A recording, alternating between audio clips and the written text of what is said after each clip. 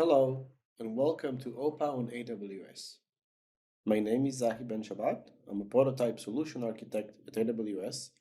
This is the ninth chapter, and today we will talk about how to use Terraform to provision applications. When a developer selects an application or resource template in our platform, it needs to select an environment of which the component will get deployed. This is an important step because our Terraform will require this information before we can execute any Terraform-based infrastructure as code. Next, the selected environment information is propagated through the scaffolder action to the IAC directory. We can see the Terraform IAC consists of three parts. One, the Terraform module IAC. This is your actual Terraform script and the resource required. Two, the required provider information, such as the account, region, network, VPC, or any other provider information. Three is your IAC state resources. Before we can execute the pipeline of the Terraform module, we need to create the supporting state resources.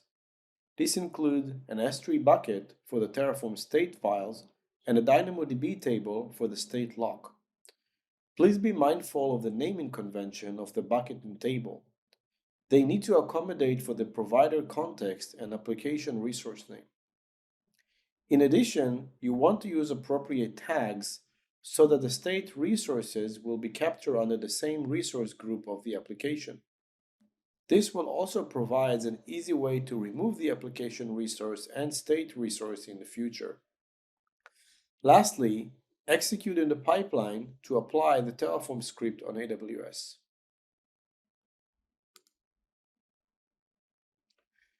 We provide a complete Terraform Node.js application example with state management.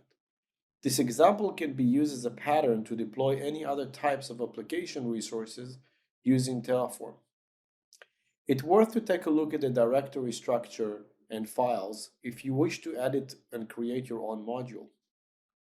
In particular, the Terraform init command, which allows you to instantiate the Terraform with a state based and on the state resource that were created prior to the pipeline execution.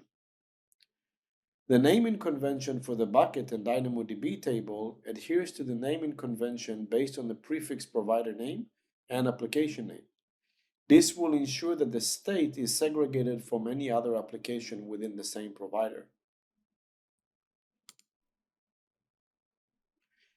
Many customers using Terraform to provision resources on the cloud. If you wish to build all your cloud resources using Terraform, it would make sense to do it using Terraform modules and reuse those modules when you compose a higher level construct. You may also want to leverage the centralized pipelines to control how state is captured across the entire software catalog.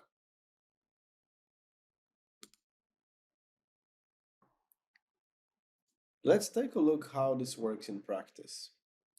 If we go to our apps and we click on create an app, we can choose a Node.js Terraform web app. This is similar to other apps we've seen before, only that in this case, Terraform will be used to provision the resources that creates the app. Same as before, we have to give a name for our app and a description, and select an owner that will own this app. Next, we'll need to select an environment of which we'll deploy this app. And lastly, we have to select a repository name. When we go ahead and create this, the more interesting part is actually what's happening in the pipelines, and we'll jump right to it.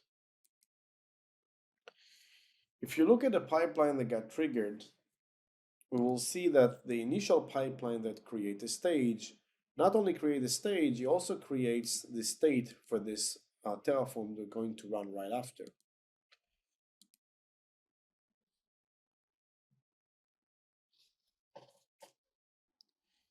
We can see the job succeeded, but more interestingly, we can see that the bucket has been created. If we go to our console, we can see our AML dev TF app bucket has been created. Same way, if you go to our DynamoDB, we'll see that the lock table has also been created. Here it is. Now let's look at actual Terraform's pipeline that get executed right after. So following this, we see that this is blocked because the environment of which we are deploying is a production environment. So we are going to resume this and let it run so we can see the actual Terraform infrastructure as code running.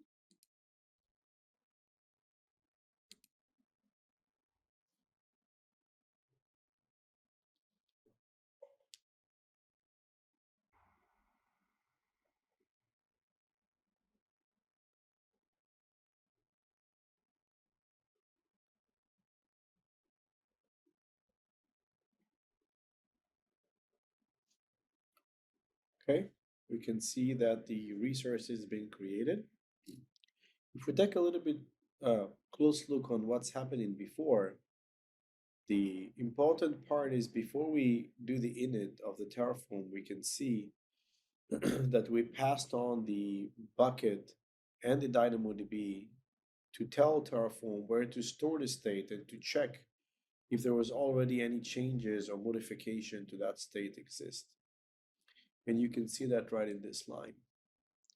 So in case we made changes to this IAC and push them, the same pipeline will run, but this time they'll get a lock, and then the Terraform will be able to fetch the existing state and apply the changes that made to the IAC back into the cloud. Hope you enjoyed this video, and thank you for watching.